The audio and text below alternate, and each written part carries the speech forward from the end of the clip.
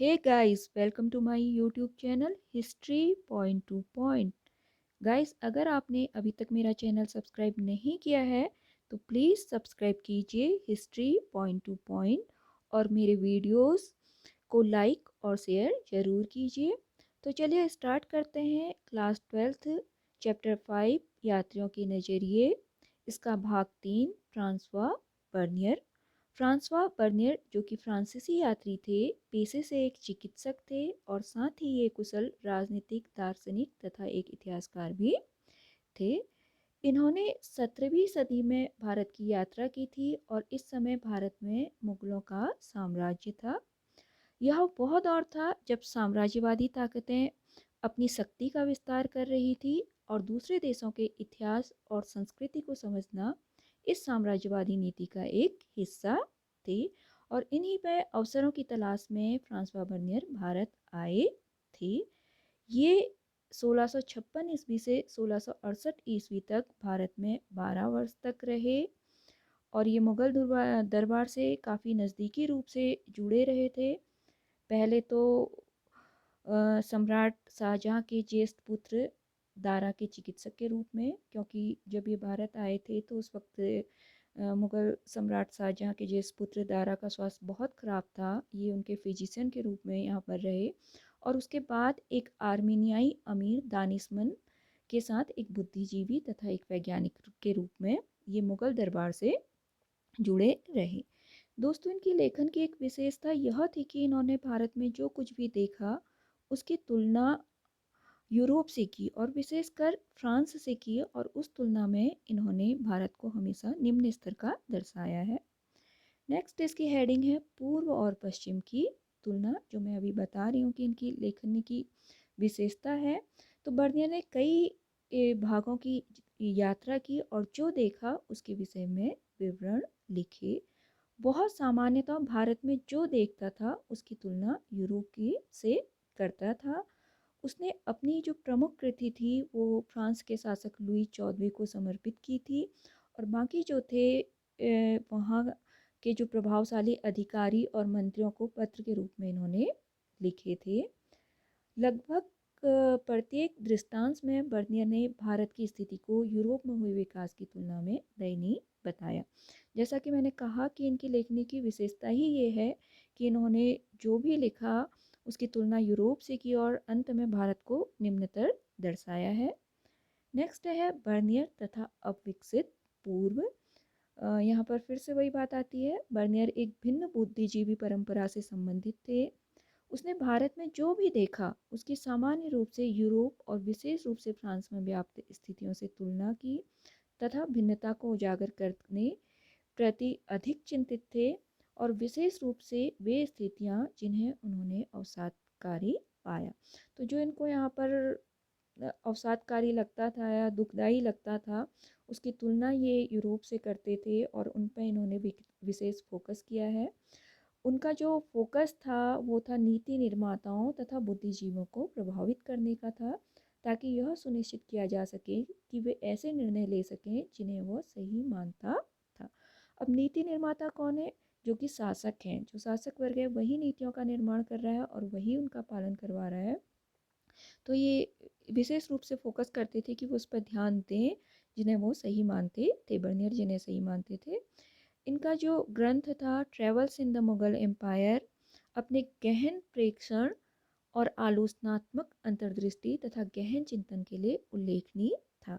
इनकी जो बुक का नाम है travels in the Mughal empire, ये काफ़ी फेमस थी, लोगों ने इसे काफ़ी सराहा है और इसी के इन्होंने मुगलों का जो इतिहास है उसको एक प्रकार से वैश्विक ढांचे में भी स्थापित किया, क्योंकि travels in the Mughal empire में से हमें जो मुगल कालीन इतिहास है उसकी जानकारी हमें मिलती है, विशेषकर शाहजहाँ और औरंगजेब के समय की। वह निरंतर मुगलकालीन भारत की तुलना तत्कालीन यूरोप से करता रहा, सामान्यतः यूरोप की श्रेष्ठता को रेखांकित करते हुए। तो उन्होंने जितनी भी तुलना की उसमें यूरोप को श्रेष्ठ उन्होंने दर्शाया है। बर्नियर का भारत चित्रण विविधता के नमूने पर आधारित था। उनका जो चित्रण है वो द्विविपरीतता यानी कि डबल विपरीतता वो दिखा रहा है। एक तरफ तो वो भारत को यूरोप के प्रतिलोम के रूप में दिखा रहा है और दूसरी तरफ यूरोप को बिल्कुल विपरीत, जैसा कि कुछ इतिहासकार कहते हैं, उसके रूप में उन्होंने परिभाषित किया है। उसने जो भी भिन्नताएं महसूस की उन्हें पदानुक्रम के अनुसार क्रमबद्ध किया, जिससे भारत पश्चिमी दुनिया को निम्न कोटि का प्रतीत हो। उन्होंने यहाँ पर जो भी देखा, जो भी भिन्नताएं महसूस की, उसकी तुलना की, फिर उनको क्रमबद्ध किया और क्रमबद्ध करने के बाद भारत को उसमें सबसे अंतिम क्रम में रखा, जिससे कि जो पश्चिमी दुनिया है उसके आगे भारत निम्न कोटि का प्रतीत हो। यहाँ पर एक जो इम्पोर्टेंट क्वेश्चन है जो उनको लगा वो था भूमि स्वामित्व का प्रश्न। इसमें से बार बार क्वेश्चन पूछे जाते हैं कि बर्नियर ने के समय में भारत में कृषकों की दशा क्या थी, या मुगल काल में कृषि की क्या दशा थी, या बर्नियर ने मुगल काल की कृषि का किस प्रकार वर्णन किया है, या भारतीय समाज का चित्रण किस प्रकार किया है। तो यहाँ पर भू स्वामित्व का प्रश्न अर्थात भूमि का मालिकाना हक है, जो कि बर्नियर के अनुसार बर्नियर कहते हैं कि जो भारत है, भारत की सबसे बड़ी समस्या यह है कि यहाँ जो भूमि है वो सम्राट के अधीन है, न कि कृषकों के या उसमें जो काम करते हैं उनके अधीन है, और इसे इन्होंने बहुत ही अवसादकारी इन्होंने पाया है। तो बर्नियर लिखते हैं कि भारत और यूरोप के बीच मुगल भिन्नताओं में से एक भारत में निजी भूमि स्वामित्व का अभाव था। उसका निजी भू स्वामित्व के गुणों पर दृढ़ विश्वास था और उसने भूमि पर राजकीय स्वामित्व को राज्य तथा उसके निवासियों दोनों के लिए हानिकारक बताया है। उनका मानना यह था कि भूमि का जो है राजकीय स्वामित्व में होने से जो है वहाँ उसमें कुछ प्रभाव उससे पड़ते हैं, जैसे कि पहला प्रभाव कृषि का विनाश है, क्योंकि लोग ध्यान नहीं देंगे, जब ज़मीन उनकी नहीं है तो उस पर ध्यान नहीं देंगे। दूसरा किसानों का उत्पीड़न है, और तीसरा जो था समाज के सभी वर्गों के जीवन स्तर में पतन था, क्योंकि ज़मीन उनकी नहीं थी जिससे वो ध्यान नहीं दे रहे थे, और जिस कारण से कृषि और देश दोनों का ही पतन हो रहा था। बर्नियर के अनुसार साम्राज्य में सम्राट सारी भूमि का स्वामी था, जो इसे अपने अमीरों के बीच बांटता था, और इसके अर्थव्यवस्था और समाज के लिए अनर्थकारी परिणाम होते थे। राजकीय भू स्वामित्व के कारण भूधारक अपने बच्चों को भूमि नहीं दे सकते थे, इसलिए वे उत्पादन के स्तर को बनाए रखने और उसमें बढ़ोतरी करने के लिए दूरगामी निवेश के प्रति उदासीन थे। जैसा कि यहाँ पर कहा गया कि जो कृषि है उस पर राजकीय अधिकार था, तो जो किसान उस पर काम करते थे वो अपनी भूमि अपने बच्चों को नहीं दे सकते थे आगे, और इसीलिए वो उस भूमि के प्रति उदासीन थे। निजी भू स्वामित्व के अभाव में बेहतर भूधारकों के वर्ग के उदय को रोका, जो भूमि के रख रखाव व बेहतरी के प्रति सजग रहते। जब क्योंकि भूमि उनकी अपनी थी ही नहीं तो वो उस भूमि पे क्यों ध्यान देते, तो इससे काफ़ी नुकसान यहाँ पर हुआ, और इस व्यवस्था के चलते सभी वर्गों के जीवन में अनवरत पतन की स्थिति हुई। जैसा कि मैंने पहले भी कहा कि इससे कृषि का विनाश हुआ, किसानों का उत्पीड़न हुआ, और समाज के सभी वर्गों के जीवन स्तर में पतन की ओर अग्रसर हुए।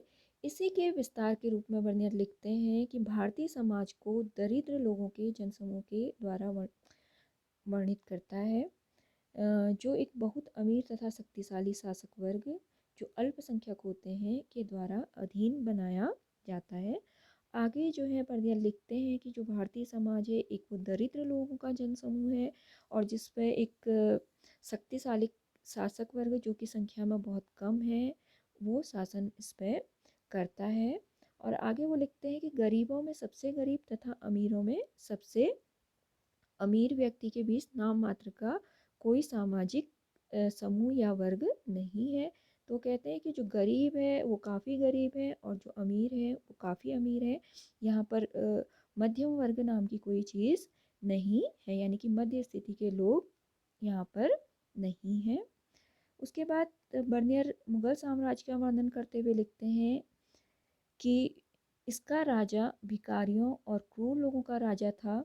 इसके शहर और नगर विनिष्ट तथा खराब हवा से दूषित थे, और इसके खेत झाड़ीदार तथा घातक दलदल से भरे हुए थे, और उसका एकमात्र कारण था राजकीय भूस्वामित्व। तो उन्होंने कहा कि जो भारत का जो राजा है वो दरिद्र और भिखारी लोगों का राजा है, और हर चीज़ का वो कारण राजकीय भूस्वामित्व को बताते हैं।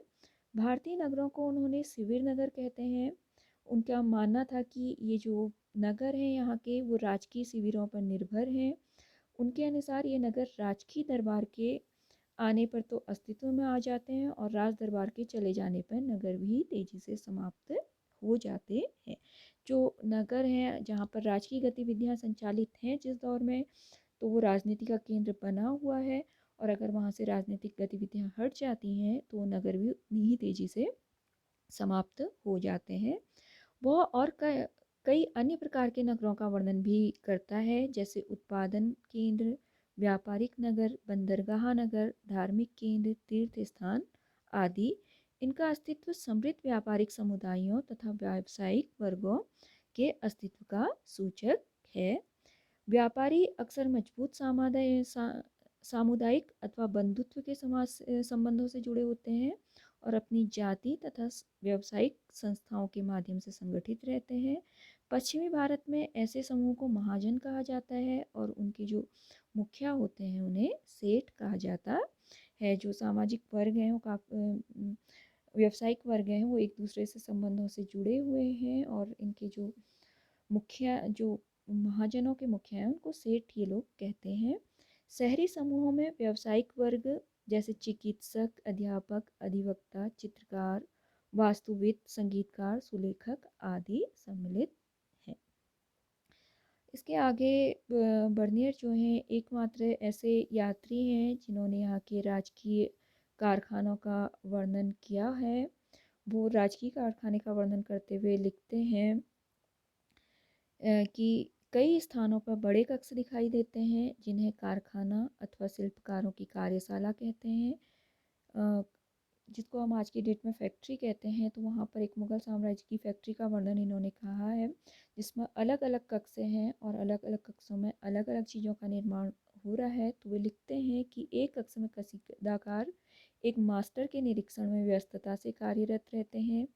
एक अन्य में आप सुनारों को देखते हैं, प्रलाक्सा रस का रोगन लगाने वाले, पांचवें पांचवें में बढ़ई, खरादी, दर्जी तथा जूते बनाने वाले, छठे में रेशम, जरी तथा महीन मलमल का काम करने वाले। यानी कि जो अलग अलग कक्षाएं हैं उनमें अलग अलग तरह के काम हो रहे हैं। शिल्पकार अपने कारखानों में हर रोज़ सुबह आते हैं और पूरा दिन कार्य करते हैं, और शाम को अपने घर वापस लौट जाते हैं। और जो इनका ये दिनचर्या चल रही है वो कहते हैं कि इसमें कोई भी परिवर्तन वे लोग नहीं चाहते हैं, यानी कि जैसा चल रहा है उसी में वो खुश हैं। भारत में जब फ्रांसवा बर्नियर आए थे तो उन्होंने जो देखा उसमें एक वर्णन उन्होंने सती बालिका का किया है, जो उनके मार्मिक वर्णनों में से एक है। उससे उनको काफ़ी दुख भी हुआ था। तो उसमें वो लिखते हैं कि लाहौर में मैंने एक बहुत ही सुंदर अल्पवयस्क विधवा जिसकी आयु मेरे विचार से 12 वर्ष से अधिक नहीं थी की बलि होते हुए देखा। आप जानते होंगे कि सती प्रथा पहले भारत में एक प्रथा प्रचलित थी, अगर किसी के पति की मृत्यु हो जाती थी तो उसकी पत्नी को भी उसके साथ उसकी चिता में जला दिया जाता था, जिसे सती प्रथा कहा जाता था। और ज़रूरी नहीं है, कुछ लोग तो स्वेच्छा से सती होते थे, लेकिन हर कोई सती हो ये ज़रूरी नहीं है। लेकिन प्रथा के अनुसार उसको जबरन उसकी चिता के साथ जला दिया जाता था, और इसी घटना का वो वर्णन कर रहे हैं। वे लिखते हैं कि उस भयानक नरक की ओर जाते हुए वह असहाय छोटी बच्ची जीवित से अधिक मृत प्रतीत हो रही थी। उसके मस्तिष्क की व्यथा का वर्णन नहीं किया जा सकता है। वह कांपते हुए बुरी तरह से रो रही थी, लेकिन 3 या 4 ब्राह्मण, एक बूढ़ी औरत जिसे उसने अपनी आस्तीन के नीचे दबाया हुआ था, की सहायता से उसे उस अनिच्छुक पीड़िता को जबरन घातक स्थल की ओर ले गए। यानी कि छोटी सी बच्ची है दोस्तों, 12 साल क्या उम्र होती है आप समझ सकते हैं। उस उम्र में उसे सती होने को ले जाया जा रहा है, और वो छोटी सी बच्ची जो उसके महत्व को न जानती है न समझती है, उसे ज़बरदस्ती कुछ औरतें और ब्राह्मण उस चिता की ओर ले जा रहे हैं और लकड़ियों पर बैठाया उसके हाथ और पैर बांध दिए ताकि वो भाग न जाए, और स्थिति में उस मासूम प्राणी को जिंदा जला दिया गया। मैं अपनी भावनाओं को दबाने में और उसके कोलापूर्ण तथा व्यर्थ क्रोध को बाहर आने से रोकने में असमर्थ था। तो जब उन्होंने इस घटना को देखा तो उससे इतना उनका हृदय द्रवित हो उठा कि वो अपनी जो स्थिति थी, जो क्रोध था, उसे बाहर आने से रोकने में वो असमर्थ रहे। आगे उन्होंने अंत में वो लिखते हैं, जैसा कि उन्होंने कहा, मैंने कहा कि उन्होंने यहाँ पर जो भी कुछ देखा उसकी तुलना यूरोप से की है। तो यहाँ की घटनाओं को देखते हुए उन्होंने अंत में यूरोप को चेतावनी दी है कि अगर आप भारत की राह पर चलेंगे तो आप भी उसी दरिद्रता की ओर बढ़ जाएंगे जिस ओर भारत है। तो वहाँ के राजा को एक तरह से चेतावनी देते हुए लिखते हैं कि उनके राज्य इस प्रकार अच्छी तरह से जुते और बसे हुए हैं, इतनी अच्छी तरह से निर्मित, इतने समृद्ध फलते फूलते नहीं रह जाएंगे जैसा कि हम उन्हें देखते हैं। अर्थात वो यूरोप की बात कर रहे हैं, अपने फ्रांस की, कि उनके जो खेत हैं वो बहुत अच्छी तरह से जुते हुए हैं, अच्छी तरह से बने हैं और समृद्ध हैं, फल फूलों से भरपूर हैं। और अगर वो कह रहे हैं कि अगर आप इसका मुगल ढांचे का अनुसरण करेंगे तो आप उनको ऐसा नहीं देख पाएंगे। दूसरी दृष्टि से हमारे शासक अमीर और शक्तिशाली हैं और हमें यह स्वीकार करना चाहिए कि उनकी और बेहतर और राशि ढंग से सेवा हो। तो कहते हैं जो हमारे शासक हैं वो शक्तिशाली हैं और उनको हमें और समर्थन देना चाहिए ताकि वो और शक्तिशाली हो सकें। वे जल्द ही रेगिस्तान तथा निर्जन स्थानों के भिखारियों तथा क्रूर लोगों के राजा बनकर रह जाएंगे, जैसा कि वे जिनके विषय में मैंने वर्णन किया है, अर्थात मुगल शासक। हम उन महान शहरों और नगरों को खराब हवा के कारण न रहने योग्य अवस्था में पाएंगे तथा विनाश की स्थिति में जिनके जीर्णोद्धार की चिंता किसी को नहीं है, व्यक्त टीले और झाड़ियों अथवा घातक दलदल से भरे हुए खेत जैसा पहले ही बताया गया है। तो उन्होंने यूरोप के शासकों को चेतावनी दी है कि आप मुगल जो ढांचा है उसका अनुसरण न करें, नहीं तो ये भी पूरी तरह से खत्म हो जाएंगे। तो ये यहाँ पर आपका जो बर्नियर का वर्णन था वो यहाँ पर हमने सारगर्भित किया है।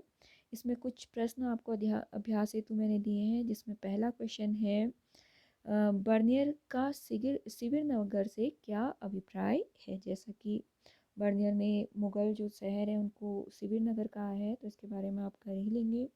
दूसरा क्वेश्चन है सती प्रथा के कौन से तत्वों ने बर्नियर का ध्यान अपनी ओर खींचा। और तीसरा क्वेश्चन है बर्नियर के अनुसार मुगल भारत में किसानों की क्या समस्याएं थी। ये सभी प्रश्न परीक्षा की दृष्टि से बहुत महत्वपूर्ण है। आशा है आप इन लोगों को अच्छे से करेंगे। और दोस्तों अगर मेरा वीडियो पसंद आया है तो इसे लाइक और शेयर ज़रूर कीजिए, और मिलते हैं अगली और अंतिम वीडियो के साथ। तब तक के लिए धन्यवाद।